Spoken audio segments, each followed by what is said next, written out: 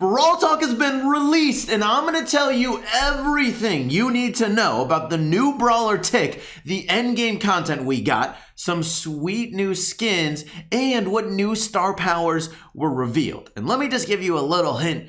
The new Brawler tick is kind of underwhelming, but hey, let's do it.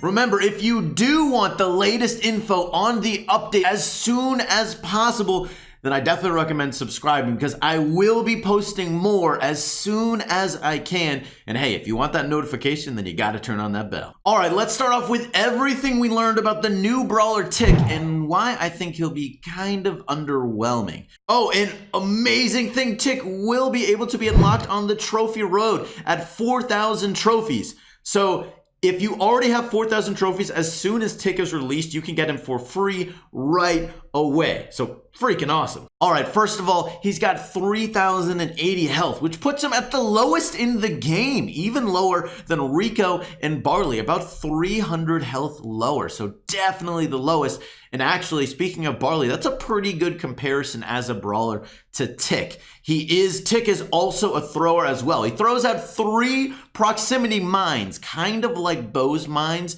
except they don't give you any knockback. It's just damage. Now, they're pretty slow moving throughout the air, so they're kind of easy to get away from them, but they are also a little bit random as far as where they land, just like Bo's mines. Now, each one does a little bit under 900 damage each. So technically, if all 3 of them hit per attack, that would be a lot of overall damage. But I'm not entirely sure you're going to have that happen all that often. And his reload is kind of slow. It takes about 2 seconds, as you can see in the timer below. We did one example of a straight up 2 seconds, and then we even did it at 1/4 speed to try and get an even more accurate result, and it was still exactly 2 seconds. So he's got a fairly slow reload. Now, his mines will explode if you step on them or if they land on you, or they will explode even if none of those happen after 2 seconds after they're placed on the ground. So no matter what, those mines are going to explode. You can't just place a ton of mines and literally set up a minefield. They will just start exploding after 2 seconds, no matter if even anyone is nearby. I don't know the exact explosion radius, but it didn't exactly seem that big. Now, for me, the question with Tick is, will he become the best control brawler in the game with those mines? I mean, it is a pretty wide radius, so I can see it being possible, but I actually kind of think Barley might still end up being a better control brawler, although we'll have to see in some live matches and all of that. And of course, his stats could change a little bit from the Brawl Talk gameplay. They could bounce him a little bit more, maybe decide he needs a buff or a nerf or whatever it is since they filmed the gameplay for Brawl Talk. Now, Tick does have a normal move speed, but his super is actually pretty dang interesting. His super is his head literally detaches from himself. He kind of throws it on the ground and it seeks the nearest enemy. It literally seeks them out. No matter where they go, it seems like they will go and just keep on following them. And it does a good amount of damage too, 2,800 damage if it connects. I think it only targets one person and only hits one person. Maybe it has an explosion radius, but I didn't exactly seem like it did. But the one, I mean, that's kind of seems overpowered, right? But the one drawback with his super is you can actually destroy the head. It has about 2,200 health, a little bit more. Now, in reality, though, for one person to do that much damage, it seems like a pretty fast-moving head, fast-moving super. So it's not going to be easy, I think, to destroy the head. And even if you are, you're still wasting ammo on that, so it's still somewhat useful.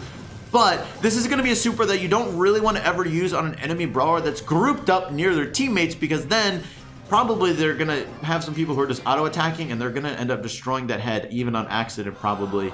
So really, it's probably a really good super versus single, solo person enemies. But if they're grouped up a bunch, it might not be that great. They'll probably destroy it. So it'll be situational, but it might be pretty good super. It'll really depend for how good Tick is going to be. I mean, we'll talk about his star power in a second, but how good Tick is going to be is honestly, in my opinion, going to depend on how easy it is to charge his super. If you can keep on getting a super a good amount, then I think he might actually end up being a strong brawler, because that would be the best part about him. I think his mines might not end up being that good, but actually, let's talk about his star power. Okay, I'm gonna be honest, I thought that I would be able to find his star power after combing through the video for another 30 minutes. I don't know what it is, so if you figure out what his star power is, let me know down in the comments. I would love to hear it. Now, here's why I think Tick is gonna be underwhelming. First of all, control brawlers Here's the thing. Most people are going to be playing with randoms, and control brawlers with randoms do not work very well, which is why the majority of low trophy people think Barley is actually one of the worst brawlers in the game right now. But as you get higher in trophies, people think he's one of the best brawlers in the game. Now, in competitive play, TINK might end up being a good brawler. As I said, it's going to depend on how fast he can charge the super. But I don't think his mines are going to get enough damage, and I don't think they're going to be actually as strong controlling-wise as you would hope.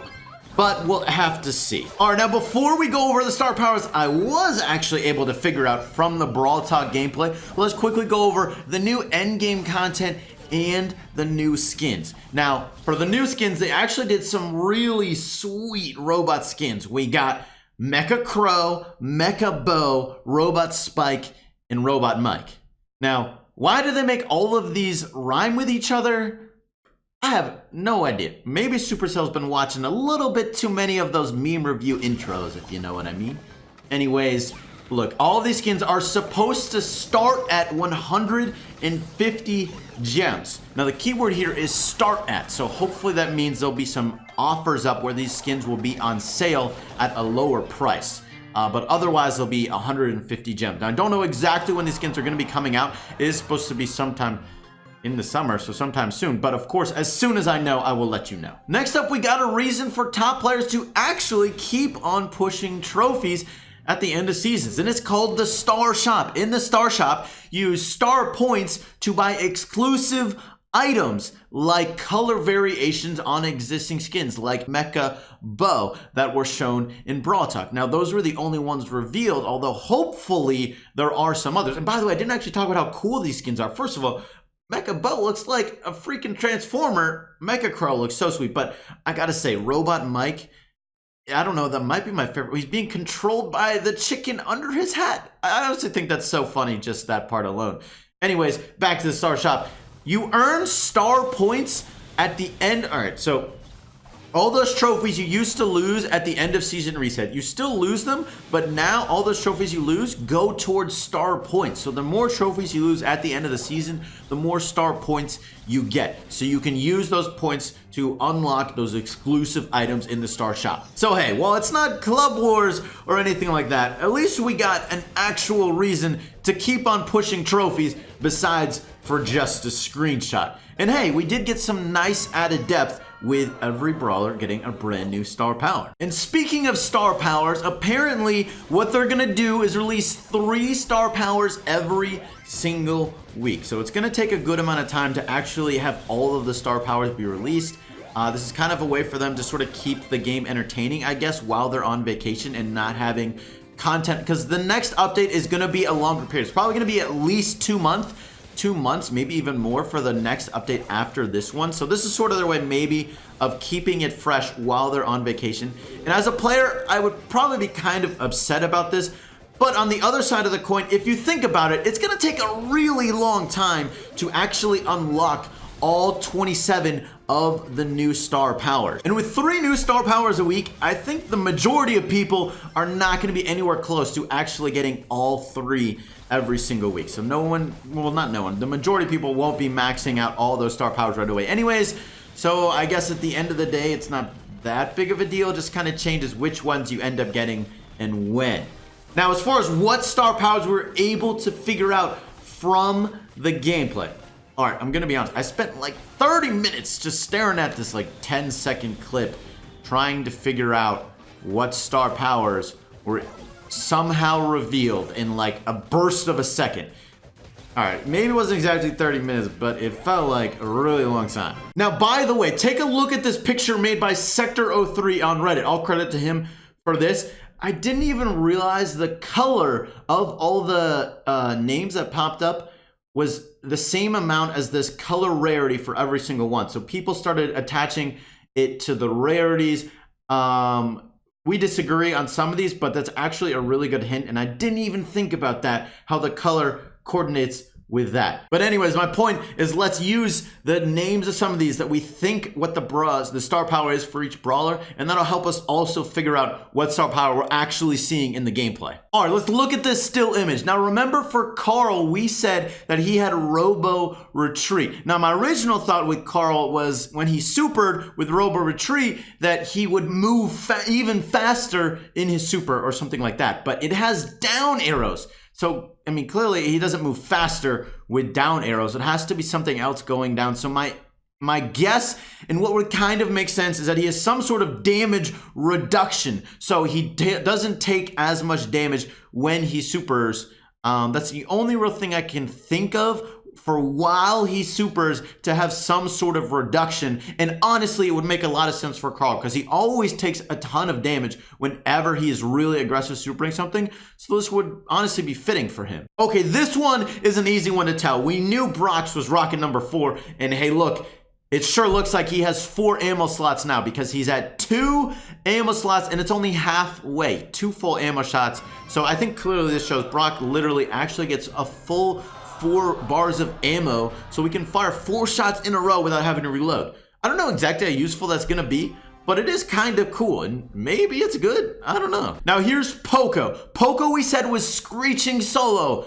I mean, he has all these healing stuff, so probably something does damage, and in this clip, he actually uses his super, and he kills a dynamite. So it must be his super now gets some sort of damage bonus if it hits an enemy. So honestly, I think this is a great move for Poco. It even works even more for him. I mean, why not? He definitely needed some extra damage to make him more of a threatening brawler. And hey, here he goes. I guess we'll have to see how good, exactly how much damage it is, but he's getting a little extra damage. Here's Leon, and look, we said Leon was Invisi heal, which makes a lot of sense for him. And look, here he goes. He goes to super, goes invisible, and you can see he gained 600 health. So he must get 600 health every so often, presumably every second, probably is some sort of standard thing like that.